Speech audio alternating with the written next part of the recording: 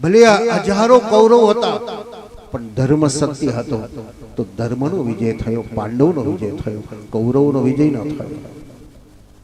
સૂરજની સામે ગમે તેટલા અંધારા મૂકી દો, વાદળા ઉડાડી દો,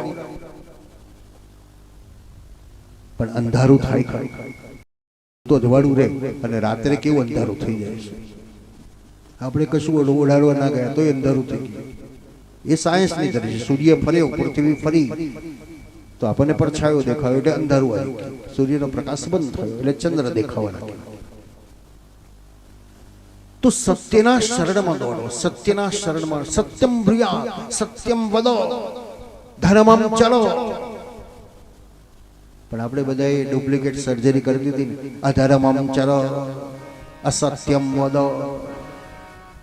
ભગવાને સત્ય આપ્યું, આપણે અસત્ય શરૂ કરી દીધું. ભગવાને ધર્મ આપ્યો, આપણે અધર્મ શરૂ કરી દીધો. ભગવાને નીતિ આપી, આપણે અનીતિ શરૂ કરી દીધી. એક ભાઈએ કીધું હું તો આ નથી ખાતો, આ નથી ખાતો, આ નથી ખાતો. બધા વખાણ કરવા લાગ્યા, વાહ બહુ કેવા, હું ધર્મિષ્ઠ કેવા, તમે આ નથી ખાતા, આ નથી ખાતા, આ નથી ખાતા. સરકારી ઓફિસમાં બેઠા બેઠા વાતો કરતા હતા, સાહેબ કે હું આવું છોડી દીધું, આ ખાવાનું નહીં, આ ખાવાનું નહીં, આ ખાવાનું નહીં. અને ધનવાન શેઠ આવીને કીધું, સાહેબ આ નાસ્તો લાવ્યો છું, મારું કામ પતી ગયું ને? અને સાહેબે કીધું નીચે કબાટમાં મૂકી દે, કબાટમાં મૂકી દે. મિત્રો સમજી ગયા એનો નાસ્તો કર્યો છે. એટલે મિત્રોએ કીધું, ભાઈ તું આટલું ધર્મિષ્ઠ છું, આ નથી ખાતો, આ નથી ખાતો, લાજ ખા કે એ ખવાય, એમાં શું વાંધો? એટલે એક લખ્યું પુસ્તકમાં લાજ નહીં ખાવા લખ્યું છે, પણ આપણને વંચાતું નથી. નથી લખ્યું બધું વંચાય. રીંગણા છોડો, બટાકા છોડો એ બધું લખ્યું નથી. એ તો માણસે પોતાની જાતે ઊભું કર્યું. જે સારું સારું એ બધું કર્યું એ સારું, અને બાકીનું બધું બન્યું. એ સત્યના માર્ગમાં ચાલો. અમે બધા જ સત્યમ પરમ ધીમહિ શબ્દ દ્વારા વંદના કરી અમે બધા જ સત્યના માર્ગમાં ચાલીએ તો નદી બની શકાય. પહાડ ઉપરથી ઝરણું ઝરણું જ બની રહે તો ઝરણું જ રહે, પણ ઝરણા ઝરણા ભેગા થઈ જાય તો કેવી ધસમસતી નદી બની જાય. અને નદી બને એટલે ગામે ગામનો કચરો લેતી લેતી અંતે સમુદ્રમાં પડી જાય. બસ આપણા જીવનની આ કથા છે. બાલ્યાવસ્થા એ આપણા ઝરણા છે. કિલકિલોટ, ઘરમાં નાનું બાળક કિલકિલોટ કરતો કેટલો મધુર લાગે, એનો પગના ઝાંઝરથી ચાલતો છણ છણ અવાજ પણ કેટલો મધુર લાગે. પછી યુવાની આવે ને ધસમસતો પ્રવાહ આવે, વાસના, વિકારો, વિકૃતિઓ. પણ નદી બન્યા પછી સમુદ્રમાં જતા પહેલા પટને વિશાળ કરે છે. બસ વૃદ્ધાવસ્થામાં વિશાળ બની જવાનું. કોઈ બોલાવે તો કઈ વાંધો નહીં, ન બોલાવે તો કઈ વાંધો નહીં, કોઈ આપે તો કઈ વાંધો નહીં, કેમ છો કે તો કઈ વાંધો નહીં. આ વિશાળ બની જાઓ તો શુદ્ધ હૃદય દ્વારા સમુદ્રમાં સમાઈ જવાય. પણ ત્યાં પછી આસક્તિ આવી જાય તો પછી કકરાટ થાય. સત્યમ પરમ ધીમહિ એક વંદના સુખદેવજી મહારાજે કરી, ભગવાન પરમાત્માને કરી વ્યાસજીએ. બીજી વંદના સુખદેવજી મહારાજને કરી. 16 વર્ષે જેનો જન્મ થયો એવું કહેશે. બોલો સાચું લાગે? 16 વર્ષ સુધી કોઈ માની ઉદરમાં રહે ખરો? પણ અહીં 16 વર્ષના સુખદેવજી બતાવ્યા. તમારા દીકરાએ તમને 1 લાખ રૂપિયાનો મોબાઈલ આપ્યો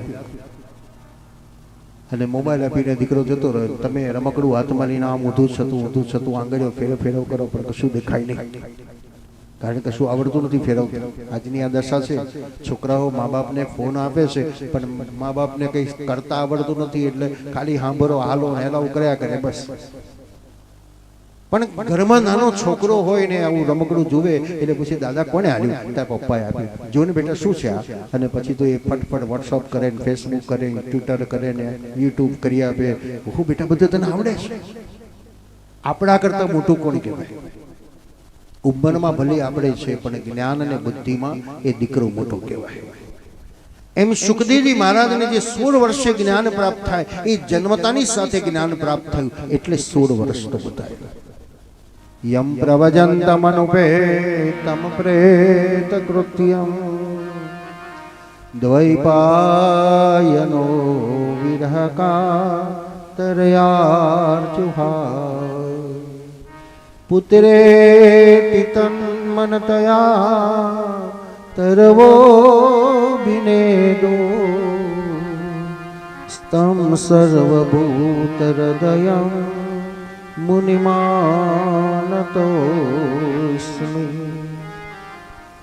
દીકરાનું મોઢું નથી જોયું પહેલા દીકરો ઘર છોડી જતો રહ્યો અને વ્યાસજી પોકાર કરે, બેટા શોક, બેટા શોક, બેટા શોક.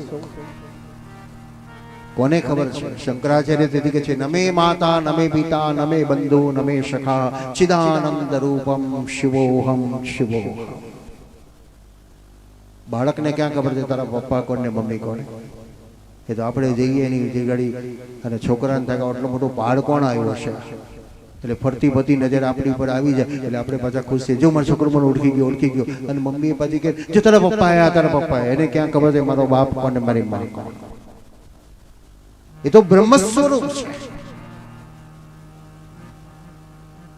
સુખદેવજી કહેતા રહ્યા, પણ એનો જવાબ કોણ આપે છે? વૃક્ષો, લતાઓ, વનસ્પતિઓ કહેવા લાગી, અરે મહારાજ તમે જેને દીકરો દીકરો દીકરો કહો છો ને કોણ છે?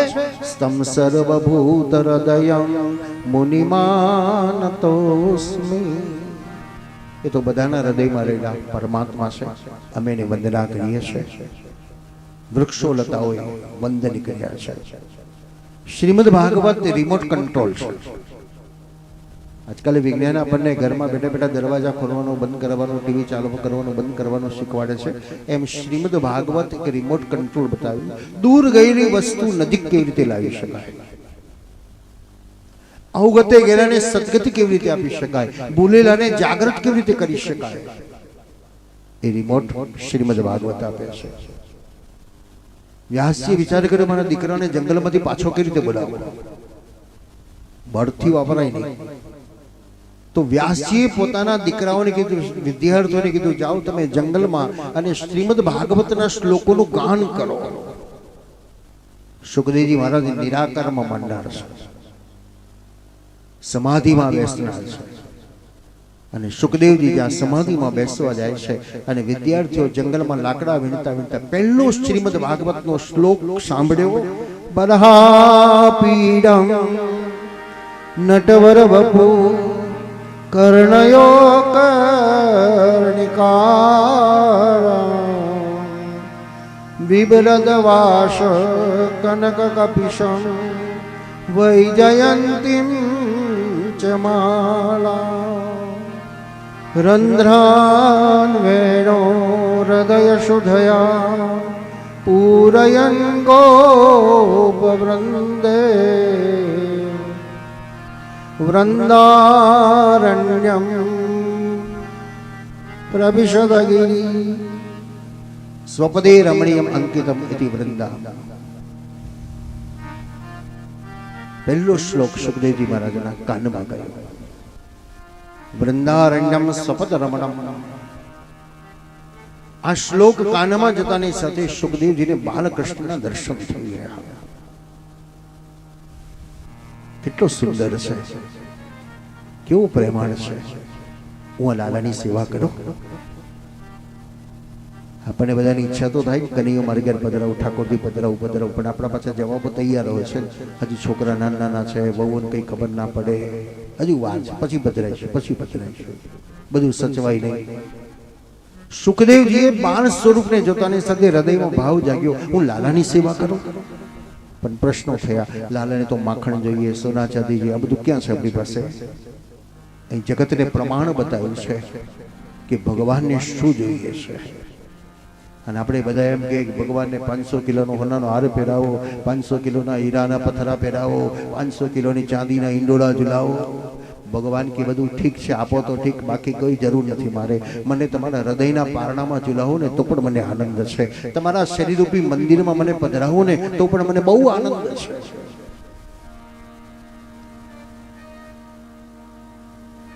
સુખદેવજી મહારાજને શંકા થઈ કે લાલાને તો માખણ જોઈએ, એટલે લાલાને આપણાથી ન લવાય, આવું બધું જોઈએ ને. બીજા દિવસે એનો જવાબ મળી ગયો. અંતર્યામી સમસ્તાનામ ભાવમ જાનાતિ માનસમ. 7 દિવસની કથા સાંભળતા સાંભળતા તમારા કેટલાય મનના પ્રશ્નોનું ઓટોમેટિક સોલ્યુશન આવી જશે.